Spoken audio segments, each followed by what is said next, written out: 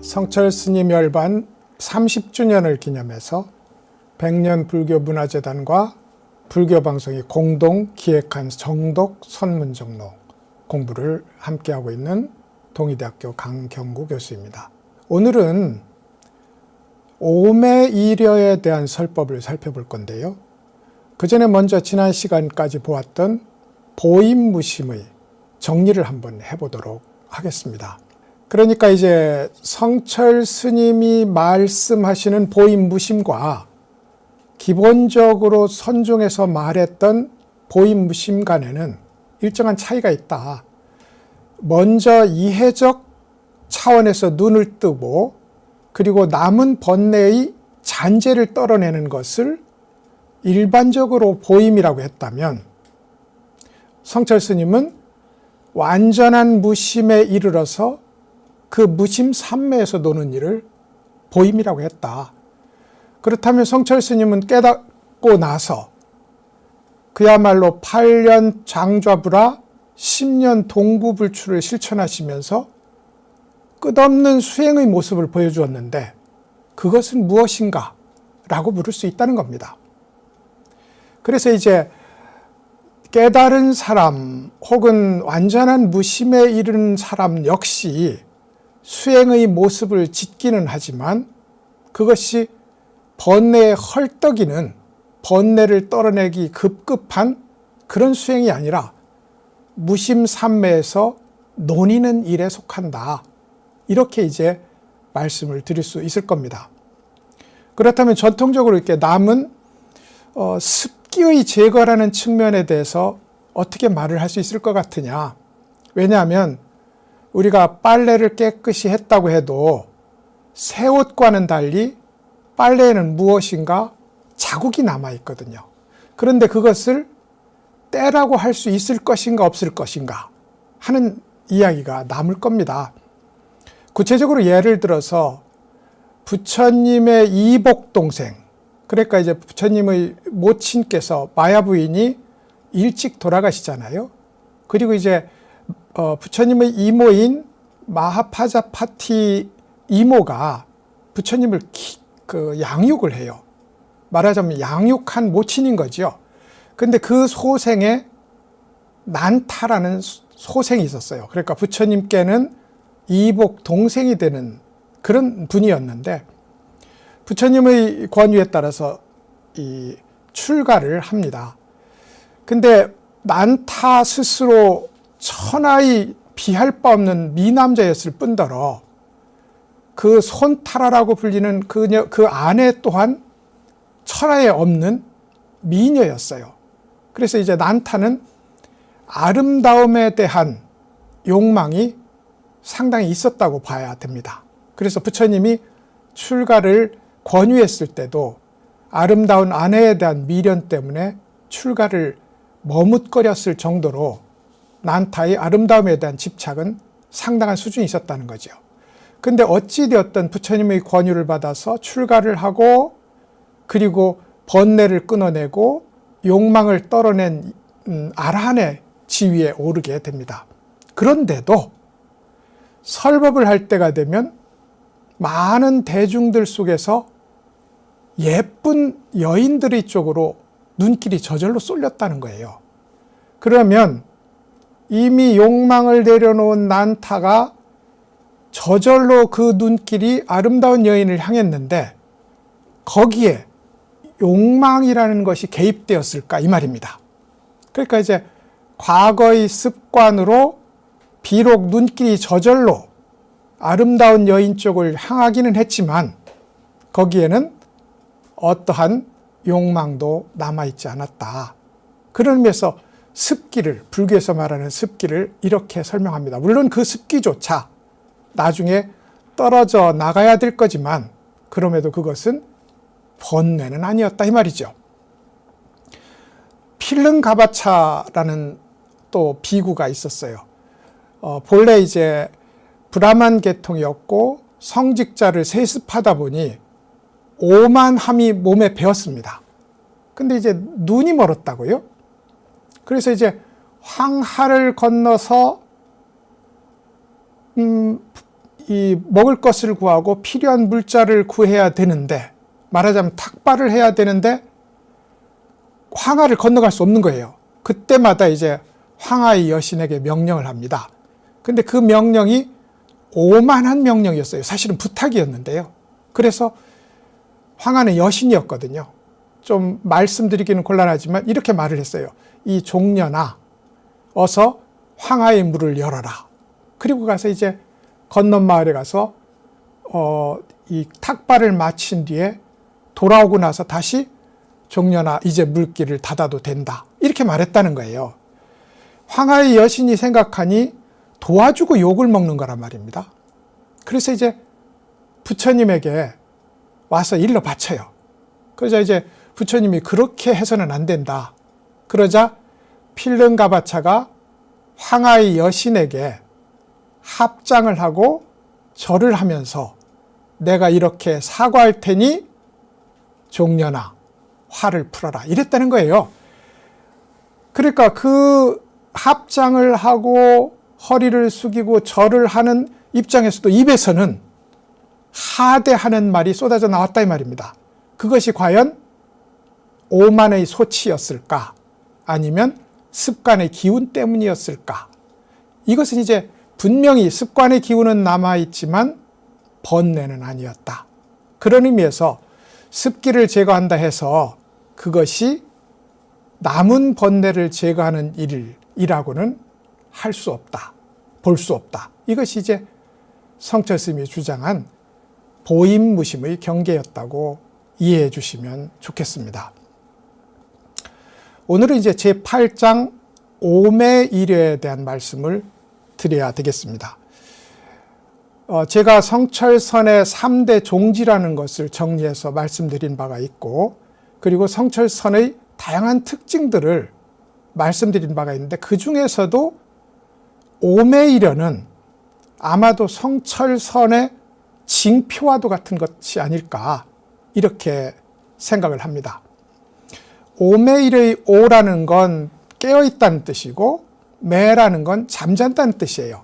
그러니까 깨어있을 때나 잠잘 때나 화두가 한결같은, 밝은 관찰이 한결같은, 부처님 경계가 한결같은 그런 차원이 열린다는 거예요. 이것을 오매일여라고 불렀습니다. 근데 이제 당연히 이 화두가 집중되는 차원을 이야기하자면 우리가 선방에서 열심히 좌복에 고요히 앉아서 화두를 들 때, 그럴 때나 밖으로 나와서 활동할 때나 화두가 항상 여일하게 유지되고 집중되는 것을 가리켜서 동정간에 일여하다. 그래서 동정일여라고 불렀습니다. 실제로 그렇게 부르고요. 그 다음에 이제 꿈을 꾸는 잠 속에서도 꿈 속에서도 화두가 여일한가? 그것이 여일하다면 몽중일여라고 불렀고, 꿈조차 없는 깊은 잠 속에서도 화두가 여일한가를 살펴보고, 그렇다면 이것을 숙면일여 혹은 오매일여라고 부를 수 있다. 이것이 성철 스님의 소위 화두 삼관이라고 부르는 화두의 집중성, 화두의 명료성을 나타내는 이제 용어가 됩니다. 성철 스님은 몽중에서 화두가 한결같은 것과 꿈조차 없는 잠 속에서도 한결같은 이 두 차원을 나누었어요. 그래서 진정한 오매일여는 숙면 중에 한결같은 그런 상태를, 경계를 진정한 오매일여라고 부른다라고 규정을 하고, 모든 참선 수행자들이 그 공부를 점검받으러 왔을 때 오매일여가 되는지를 묻고 되지 않는다면 새롭게 화두를 들어서 새로운 공부에 들어갈 것을 권유하는 방식으로 후학들을 이끌었다고 설명을 드릴 수가 있습니다. 말하자면 지견이 생긴 수행자가 찾아왔을 때 선문에서는 그것을 검토하는 여러 방식들이 있어요. 그리고 그 여러 방식이라는 건 무심으로 치자면 진정한 무심의 자리에 서 있는지를 묻는 것이고, 눈뜬 것으로 보자면 완전히 진여에 눈 떠 있는 것인지를 묻는다고요. 그러기 위해서 각자 묻는 고유한 방식이 있었습니다. 근데 성철 스님은 숙면 중에도 화두가 여일한가를 묻는 소위 성철 스님표 점검 방식이 있었다는 것이고, 그리고 거의 99.9% 오매이려가 되지 않습니다라는 대답이 나오면, 그러면 다시 화두를 들고 공부를 지어가야 된다라는 가르침을 내리는 것이 성철 스님 가르침의 전형이다, 이렇게 말씀을 드릴 수 있을 것 같아요. 근데 이제 숙면 중에 화두가 여일하다, 가만히 생각해 보시죠. 숙면이라는 것은 꿈조차 없다는 것은 의식이 정지된 상태입니다. 그런데 의식이 정지된 상태에 화두가 여일하다. 그럼 도대체 그게 무슨 말이냐? 바로 이 문제 때문에 많은 학자들이나 수행자들이 오매이려를 회의하거나 비판하는 입장이 생기게 됩니다. 왜냐하면 오매이려라는 것이 정신활동이 정지된 상태인데 거기에서 화두가 또렷하다는 것이 말이 되느냐? 그것은 생물학적으로 불가능하다.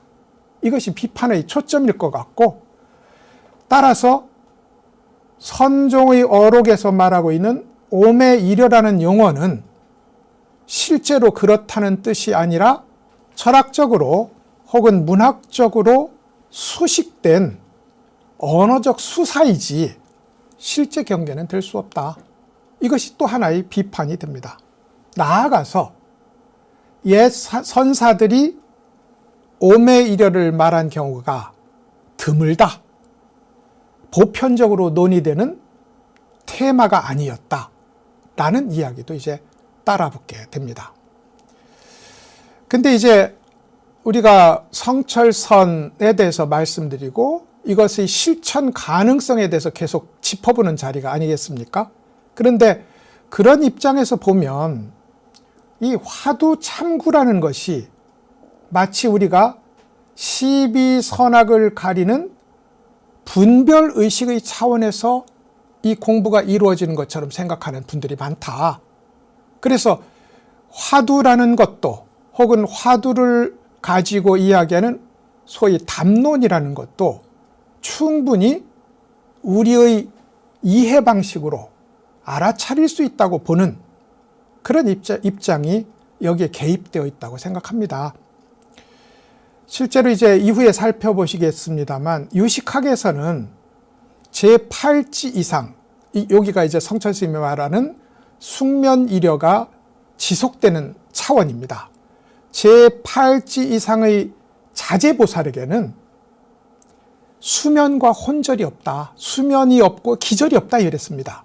그러면 수면이 없으므로 오매이려는 자거나 깨어있거나 한결 같은 건 말할 필요가 없을 것 같고, 기절도 없다는 겁니다. 기절이 없으니 화두가 항상 깨어있는 상태에서 유지될 수밖에 없지, 그것이 끊어지는, 단속되는 일이 없다. 이것이 이제 논리적으로 경전에 의해서 바탕이 지원되고 있다, 이렇게 말씀드릴 수 있을 것 같고, 나아가서 이제 선종의 가장 중요한 선사들, 예를 들어서 대해종고, 설암조흠, 고봉원묘, 이런 고승들이 분명하게 스스로 오매이려를 체험하고 성처스님이 그랬던 것처럼 오매이려의 여부를 가지고 찾아온 후학들을 점검했단 말입니다. 그래서 이제 그러면 왜 이분들만 말했을까? 그것은 선종의 어록들이 말입니다.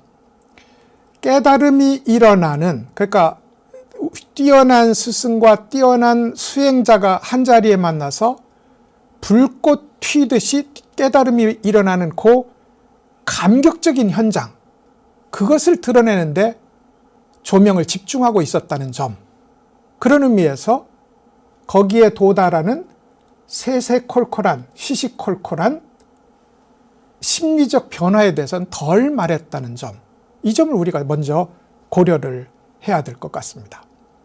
그리고 이제 오메이려를 말하는데 성철 스님도 이게 얼마나 중요한지 알았기 때문에 오메이려장의 결론격으로 나옹 스님의 공부 10절목이라는 걸 제시해요. 근데 이제 10절목이라는 건 10가지 테마라는 뜻입니다. 수행을 하는 사람에게 10가지 테마를 가지고 그 수행의 성숙과 깨달음의 완전함을 묻는 그런 질문지를 만들었어요. 근데 이 질문지가 나옹 스님이 위원장이었던 소위 우리식으로 말하면 도인선발 국가고시 이런 게 고려 때 있었어요. 도인선발 국가고시, 이걸 공부선이라고 부르는데 이 도인선발 국가고시를 위해서 출제를 했던 문제란 말입니다. 이 10개의 문제가. 그러면 과거 시험에, 그것도 국가고시에 오메이려를 묻는 시험 문제가 들어가 있었다는 것은 이것이 수행과 깨달음의 성숙을 묻는 가장 보편적 원칙의 하나였기 때문이다. 이렇게 보지 않을 수가 없다.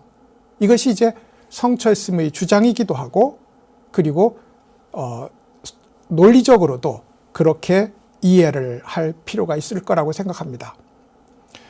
앞으로도 그럴 것이고 이전에도 그랬고, 소위 불가사의한 일, 미증류의 일들은 우리에게 언제나 일어납니다. 근데 그것이 우리 이해의 범주를 벗어났다고 해서 그것을 부정하는 것은 우리 지성의 어떤 무한한 발전과 가능성을 스스로 닫는 일일 수도 있고, 무엇보다도 부처님의 세계, 불법의 세계를 나의 이해 차원에 가두는 일일 수 있다.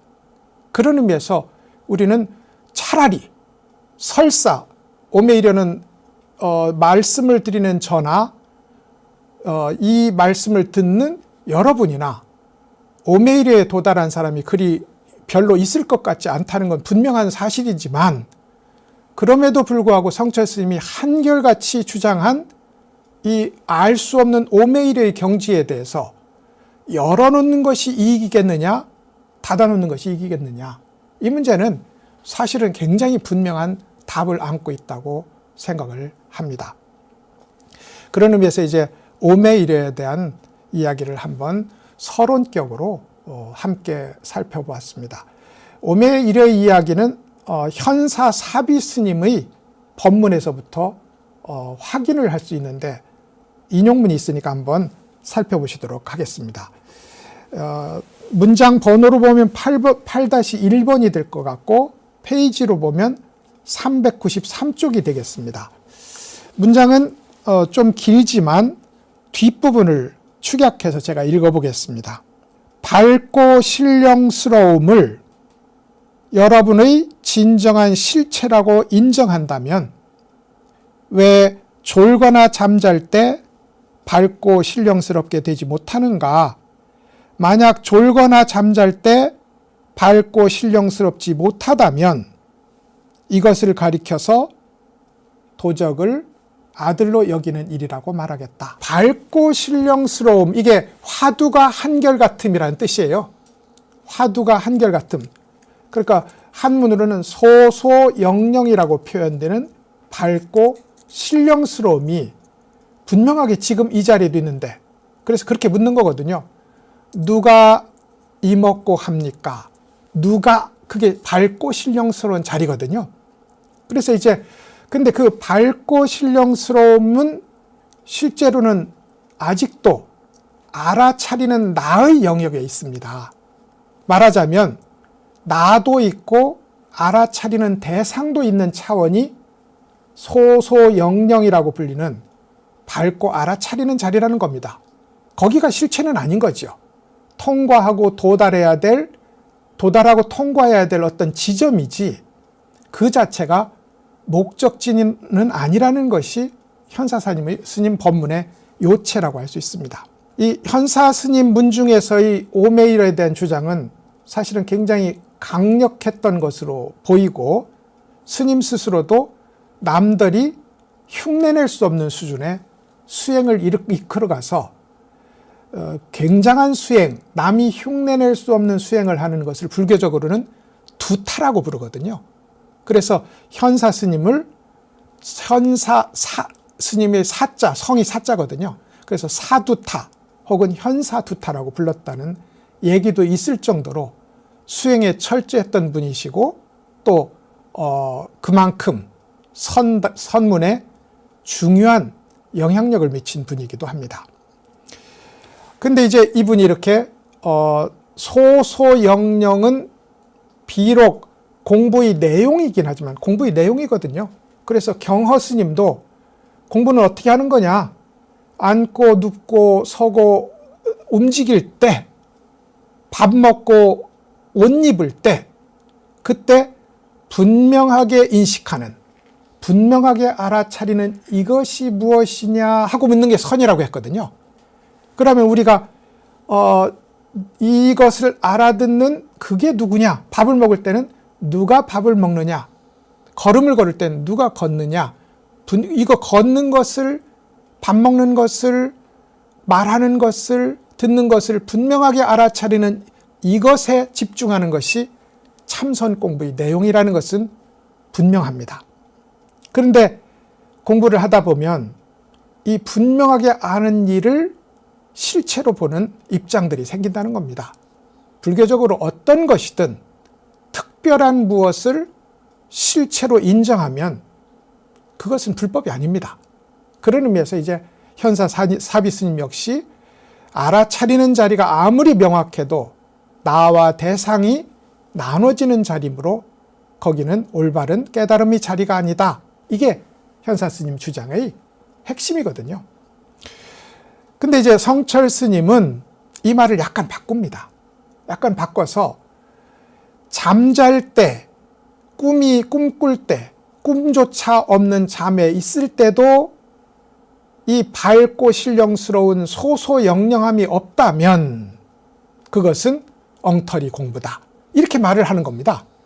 그러면 성철 스님은 소소영령함이라는 현사 스님이 부정한 이것을 본질로 인정했느냐? 그렇지는 않습니다.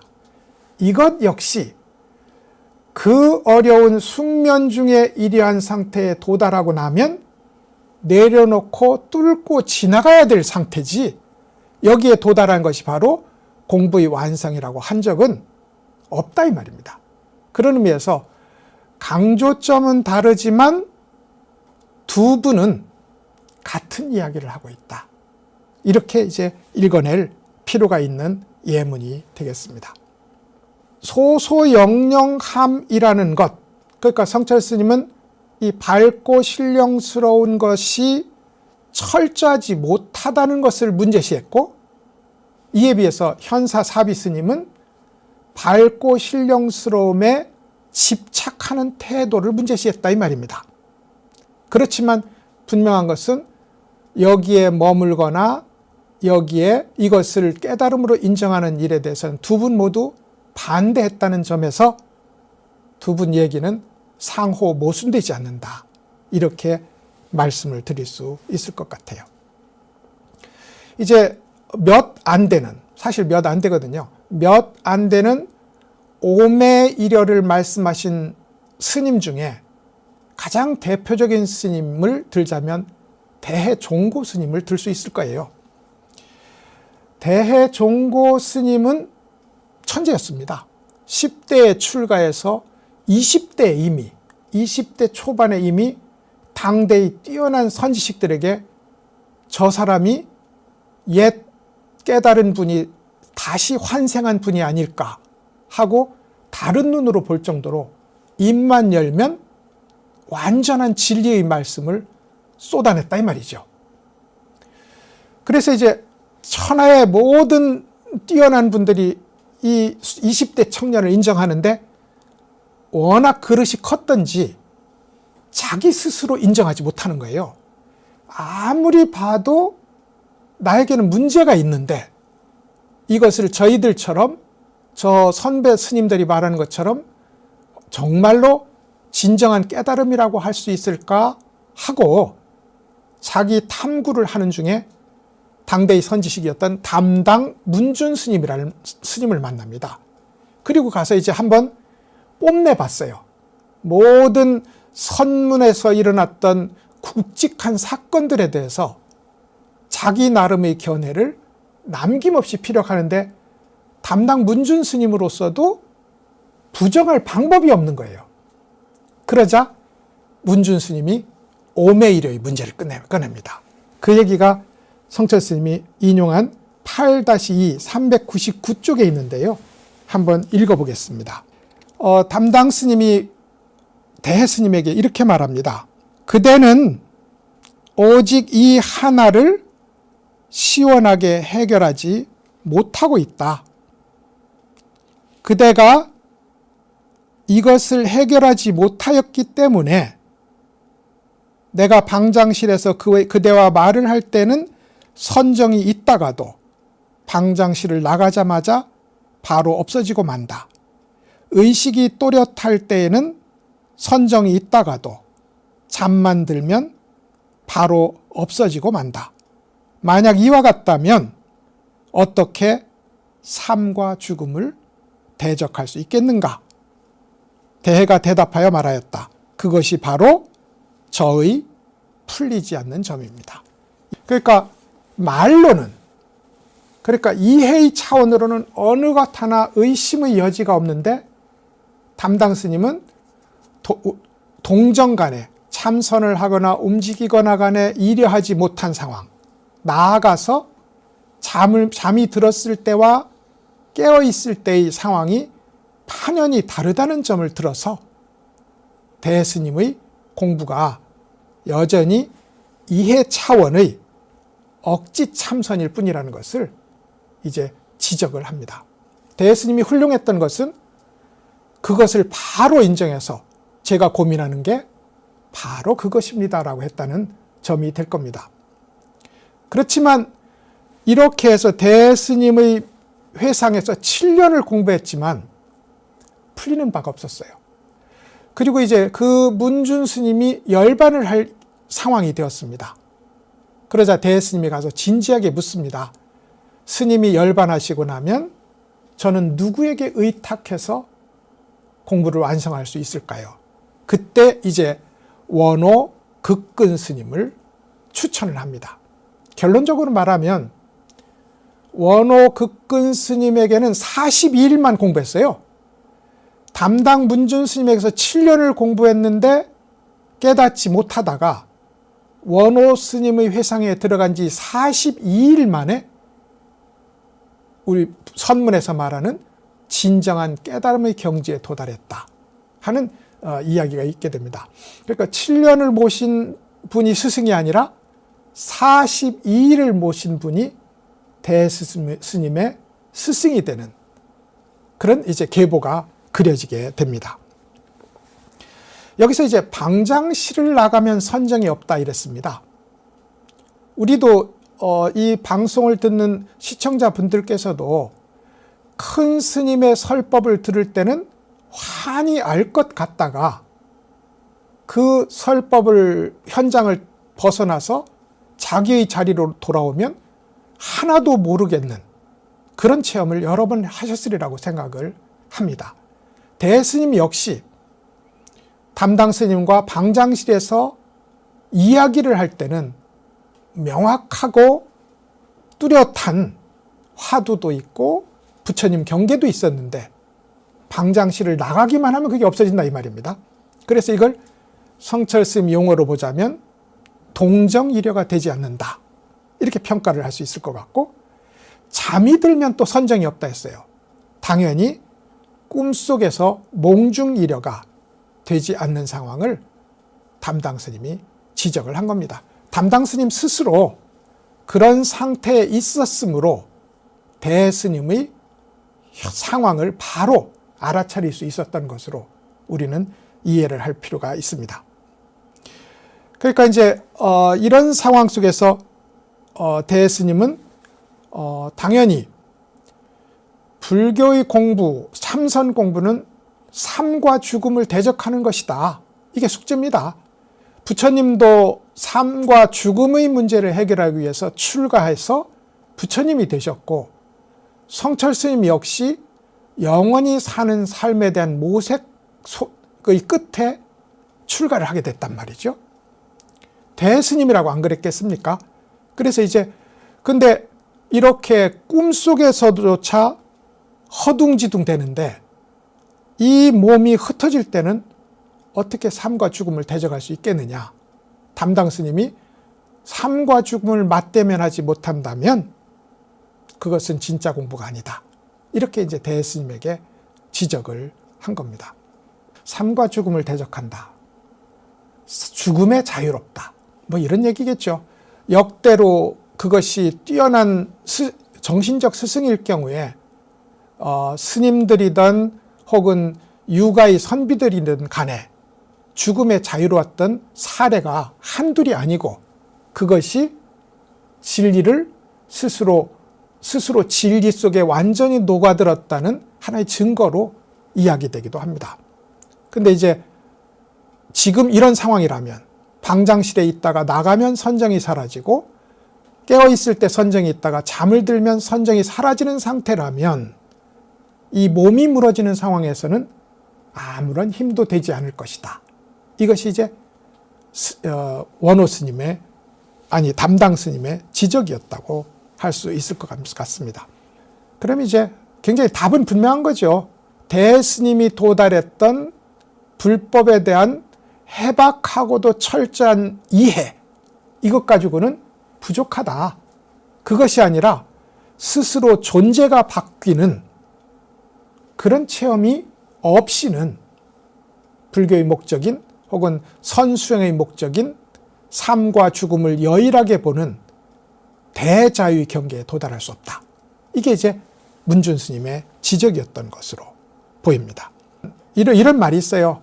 고요할 때 선정이 10이라면 움직일 때 선정은 그 10분의 1인 1로 줄어든다. 깨어있을 때 선정이 10이라면 잠잘 때는 그 10분의 1인 1로 줄어든다.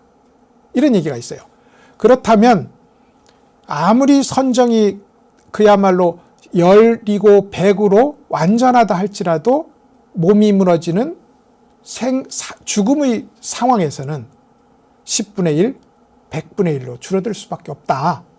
그러므로 죽음의 현실적 표현인 잠을 자는 시기에 잠을 자는 상황에서 화두가 여일할 필요가 있다. 이게 오매이려론의 정당성이 세워지는 지점이라고 하겠습니다. 드디어 이제 앞에서 말씀드린 것처럼 원호 스님을 찾아갑니다.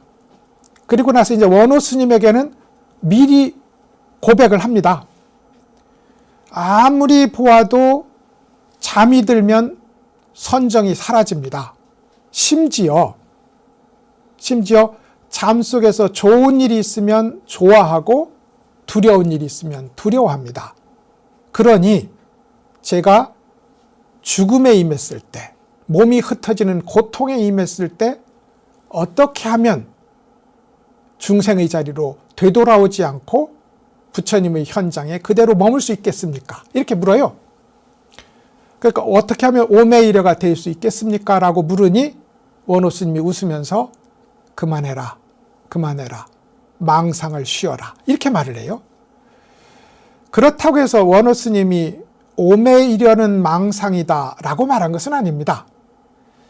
자기에게 아직 도래하지 않은 오매이려의 상황을 갈망하는 것이 망상이라는 뜻이지 오매이려가 없다는 뜻은 아닙니다. 그래서 원호 스님이 거기에 덧붙여요. 그렇게 허다한 망상이 완전히 쉬어지게 될 때 오매이려는 저절로 도달하리라. 이렇게 말을 했단 말이죠. 그리고 나서 이제 대스님이 원호 스님의 회상에서 끝없이 화두 참구에 몰두를 하게 됩니다. 그러다가 선사가 원호 스님이 이전의 깨달음의 현장을 말하는 설법을 듣다가 눈이 번쩍 뜨게 돼요. 그 사이에 아주 집중되어 있고 지속된 화두가 있었다는 것은 말할 필요가 없겠죠. 그리고 나서 드디어 앞과 뒤가 끊어지는 경계를 체험을 합니다. 이것이 몽중일여였어요. 그리고 이제 그것을 들고 원호 스님에게 갔는데 원호 스님이 똑같이 아직 아니다. 뛰어난 경계이긴 하지만 그것이 깨달음은 아니다. 그리고 나서 다시 공부를 지으라고 화두를 다시 내려줍니다. 성철 스님의 주장이 이 패턴을 그대로 학습해서 반복을 하고 있다고 보아도 될 겁니다. 그래서 그것도 아니니 새로 공부를 지어야 된다. 그리고 새로운 화두를 내려줘요. 이 화두 일념으로 지내는 중에 이런 일이 있었습니다. 정부에서 내려온 여러 고관 대작들과 뛰어난 지식인들과 함께 원호 스님이 함께 공양을 드는 시간이 있었어요. 대스님 역시 그 자리에 동참을 하고 있었습니다. 그런데 젓가락으로 이렇게 밥을 들어서는 입으로 들어가는 것을 까먹은 거예요. 입으로. 그러자 원호 스님이 야, 우리 이 대해 수행자는 참선이 거꾸로 가는 것처럼 발전이 느리구나 라고 그렇게 얘기해요. 그러자 대스님이 결정적인 한마디를 합니다. 이 공부는 마치 펄펄 끓는 기름솥, 고기가 들어있는 솥입니다. 펄펄 끓는 고기 기름이 끓는 기름솥을 보면서 할지도 못하고 떠나지도 못하는 개의 마음과 비슷합니다. 이렇게 말을 해요. 핥으려니 입이 상할 것이고 떠나버리려니 결코 떠날 수 없는 그 매력 있는 자리, 이 자리를 이렇게 표현을 합니다. 그러자 원호 스님이 그걸 인정을 해요. 그것이 바로 공부가 잘 되는 자리다. 이걸 후대의 선사들은 숙면일여의 자리였다고 해석을 합니다. 그리고 그 뒤에 역시 원호 스님이 옛사람들의 공안을 설법하는 자리에서 환하게 풀리고 드디어 깨달음을 인정받게 됩니다. 말하자면 동정일여가 안 되는 상황에서 동정일여, 몽중일여가 안 되는 상황에서 화두 참고를 통해서 몽중일여, 그리고 다시 그 시원한 자리에서도 다시 화두를 들어서 숙면일여의 관문을 통과하고 그것조차 내려놓는 완전한 깨달음을 성취했다. 이것이 대해 스님의 이야기이고 성철 스님이 그야말로 격정적으로 인용하고 있는 그런 이제 인용문이 됩니다. 성철 스님의 관점이 이와 완전히 동일했기 때문이라고 할 수 있을 겁니다. 이것이 이제 성철 스님이 이 원호 스님의 법문 혹은 상태를 빌어서 그리고 대해 스님의 소위 이 발전을 통해서 오매일여라는 것, 이것이 깨달음에 도달하기 위해서 반드시 통과해야 될 필수적 관문이고 반드시 갖춰야 될 필수적 요소라는 점을 거듭 강조하는 중요한 자료로 삼고 있다 하는 점을 여러분에게 말씀드릴 수 있을 것 같습니다. 대스님의 이 모델은 이후에도 임재종의 화두 참구를 하는 선사들에게 끝없이 전통으로 내려갔던 것으로 보이는데 그 구체적인 사례는 다음의 시간을 가지고 함께 이야기해 보도록 하겠습니다.